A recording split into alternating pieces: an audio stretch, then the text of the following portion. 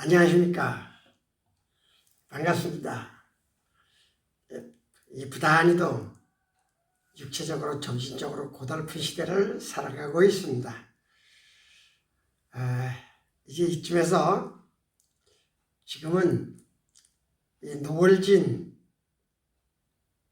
인생의 지평선에 서서 뒤를 한번 돌아볼까 합니다.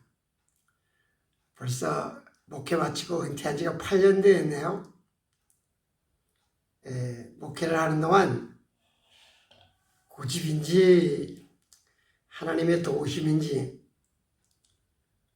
말씀을 전하면서 예화도 다른 사람의 간증도 해보지를 못했습니다. 그저 성경만으로 말씀 전하는 것도 바쁜데 누가 쓴 예화라든가 내가 보지 못한 간증을 한다는 것이 허락되지가 않았기 때문입니다. 그리고 무엇보다도 말씀을 전하는 시간은 그 시간의 소중함을 아는 이상 살기 바쁘고 어려운 그런 시간 속에서 하나님 앞에 예배드리러 나왔는데 어떤 그런 소소한 이야기를 할 그 여유가 없고 하나님 말씀을 전하는 것만도 바빴습니다. 제가 이렇게 유튜브도 하는데 구독도 해주시고 좋아요도 해주시면 이 노을진 인생의 지평선에서 바라보는 제게 힘이 되고 또 새로운 용기를 갖게 될 것입니다. 고린도전서 15장 10절에 보면 그러나 내가 나된 것은 하나님의 은혜로 된 것이니 내게 주신 그의 은혜가 헛되지 아니하여 내가 모든 사도보다 더 많이 수고하였으나 내가 한 것이 아니요 오직 나와 함께 하신 하나님의 은혜로라. 저는 인생을 사는데 어찌된 판인지 세상에 여러 가지 일을 많이 해보았습니다. 그런데 나이가 40살 되던 해에 제 살아가는 그 일 중에 사업 중에 가장 어려운 위기에 달했습니다. 그래서 하나님 앞에 한 번 기도를 했어요. 그런데 참 놀랍게도 그 한 번의 기도에 뜨거운 손길을 느꼈습니다. 그때는 그것이 누구의 손길인지 무엇인지도 몰랐습니다. 그런데 하나님은 철부지요 아무것도 모르는 내게 그렇게 오셔서 손을 잡아주셨습니다.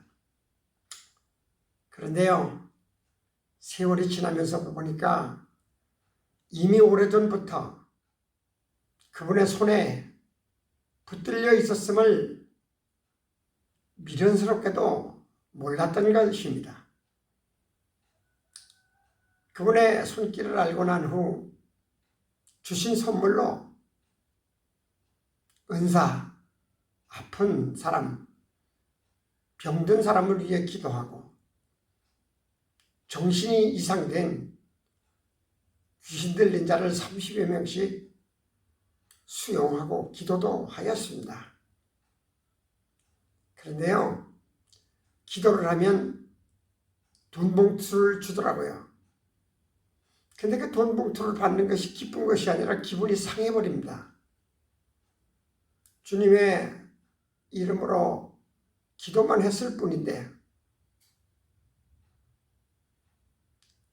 병이 낫고 귀신이 나가고 주님이 영광 받으시면 되는데 왜 돈을 주느냐? 그래서 이 하나님의 은혜를 돈으로 환산하는 것이 싫었습니다. 그래서 제가 다니는 교회에 전도사님에게 상담을 했죠. 나는 이렇게 돈 봉투 받는 게 참 기분이 안 좋습니다. 이것을 어떻게 하면 좋을까요? 했더니 그분이 저처럼 저보다 나이가 1살 많아요. 근데 그때 전도사였습니다. 아마 그분도 지금쯤은 은퇴를 하셨겠죠? 지금도 아니 내 일생에 목회를 하는 순간에도 그분을 잊지 못합니다.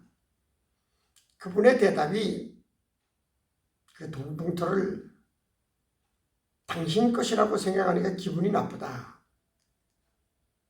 마음이 불편한 것은 당신 것이라고 생각하니까 기분이 나쁜 것 아니냐. 봉투를 주거든 받아들이고 하나님께 기도해라. 그러면 쓰일 곳을 정해주실 것이다. 병나음이나 귀신을 쫓음이 하나님이 하실 일이 있기 때문입니다. 아무리 부자라도 자원에서 돈을 주거나 돈의 분량을 생각지 않는 사람이 없을 것입니다.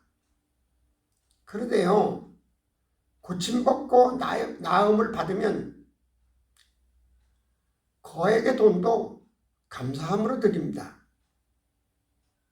그래서 저는 목회하는 동안 지금도 그날 이후 어느 봉투를 받으면 아예 열어보지를 않고 사용할 곳을 기도하고 감동이 오는 대로 주어버립니다. 그런 생활을 2년쯤 지나고 42살에 신학대학을 들어가면서 마음에 참 부끄러움을 느끼게 되더라고요. 다른 사람들은 은사를 주지 않아도 특별한 은사가 없어도 예수 그리스도를 구주로 믿고 천국을 믿고 하나님의 사랑을 아는데 겨우 은사를 통해서 하나님의 사랑을 기뻐하는 어린애 손에 들려주는 사탕 이런 것을 좋아하는 그런 부끄러움이 오더라고요. 이런 부끄러운 마음을 가지고 말씀에 열심하고 공부를 열심히 하니까 말씀의 은혜를 주시는데 저는 42살에 신학대학 들어가서 대학원을 졸업할 때 50살이었습니다. 그런데 전적으로 하나님의 사랑을 알게 되는 것은 은사를 통해서 정적인 하나님의 사랑도 공부와 은혜를 통해서 지적인 말씀도 이해를 하며 하나님의 말씀을 전하는 일에 의지적으로 어떤 자신의 기교나 이런 것을 통하는 것이 아니고 오직 하나님의 말씀만을 전해왔습니다. 목회를 하면서 한 10여 년 전부터 일찍이 은퇴를 해야겠다고 마음을 먹었습니다. 목회가 싫은 것인가요? 목회가 힘이 들어서요? 저는 참 목회를 행복하게 한 사람입니다. 은퇴를 해야 될 이유는 좀 더 깊은 말씀을 전하고 싶은 욕망 때문이었습니다. 그리고 한 살이라도 더 먹어서 어려울 때보다 남은 몇 살이라도 젊을 때 준비해야 된다는 생각에 은퇴를 생각하게 되었습니다. 일반적인 교회는 성도들의 평준화된 설교밖에 할 수가 없습니다. 요즘에는 보니까 TV에 성서학당이나 두란노 이런 성경 공부하는 프로그램이 많이 나오더라고요. 바로 저는 그것을 은퇴하기 10년 전부터 꿈을 꾸어왔습니다. 66세에 은퇴를 하고 지금의 센터 이름이 두 길을 열다. To the life and humanity.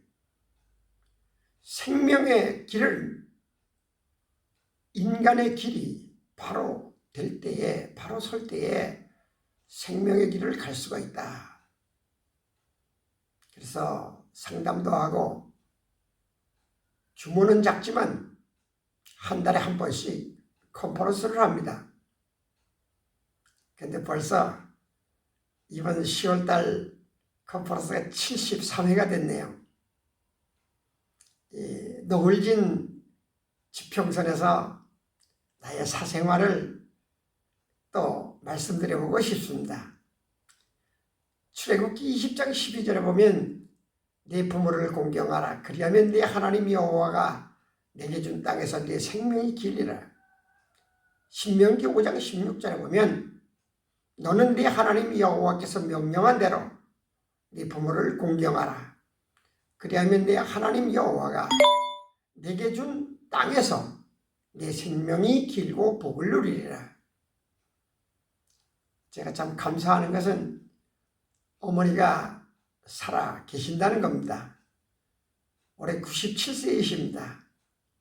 하나님의 말씀이 명령하신 공경을 할 수가 있는 기회가 있다는 것입니다. 은퇴하고 집에서 어머니를 모시고 섬기며 살아갑니다. 참 연세가 많으시니 밤에 주무실 때도 자주 문을 열고 들여다보고 등 밑에 손을 넣어서 따스함을 또 체크도 하고 합니다. 저녁이 되면 물컵을 챙기고 빠짐없이 간식을 챙겨드립니다. 지금은 효자손이라는 노인복지센터에 나가시는데 아침 저녁으로 아침에 가셨다 저녁에 오십니다. 나는 당연한 마음으로 기쁘게 하는데 그 센터에서 모든 직원들이 저를 보고 우리 부부를 보고 효자라고 합니다. 효부라고 합니다. 그렇게 섬기는 것이 나도 나이지만 아내에게는 늘 미안한 마음입니다. 며칠 전 타고 가는 차 안에서 사모에게 조용히 이야기했습니다. 나는 효부 소리를 들으는 것이 아니라 97세에도 지팡이를 짚고 활동을 하실 수 있다는 것이 얼마나 큰 복이냐, 얼마나 좋으냐. 만일에 아파서 누우시면 당신이나 나나 얼마나 힘이 들겠느냐. 그래서 열심히 섬겨서 건강하시게, 힘들더라도 잘 우리 해드리자고 이야기했습니다. 사실 연세 많으신 어머니가 계셔 먼 곳에 하룻밤 잘 수 있는 여행이나 외출을 못 해본 지가 몇 년이 됩니다. 그러나 이 모든 것은 하나님의 도우심입니다. 욥기서 13장 27절에 보면 내 발에 착고를 채우시며 나의 모든 길을 살피사 내 발자취를 점검하시나이다. 하나님의 눈길이 두렵죠. 노을진 지평선에 서서 시편 119편 105절 주의 말씀은 내 발의 등이요 내 길의 빛이니이다. 인생의 남은 길도 중요하지만 노리 깃든 지평선에 빛이 떨어질 때까지 하나님의 말씀을 전하는 일과 공경할 수 있는 기회를 주신 것을 감사하면서 사도행전 20장 24절의 사도 바울의 고백이 내가 달려갈 길과 주 예수께 받은 사명 곧 하나님의 은혜를 복음을 증거하는 일을 마치려 하면은 나의 생명조차 조금도 귀한 것으로 여기지 아니하노라. 사도 바울의 각오를 마음속에 다짐해 봅니다. 은퇴는 새로운 목회의 시작이란 신념으로 살아갑니다. 유튜브를 사랑해 주십시오. 오늘은 여기까지 말씀을 드리겠습니다. 감사합니다.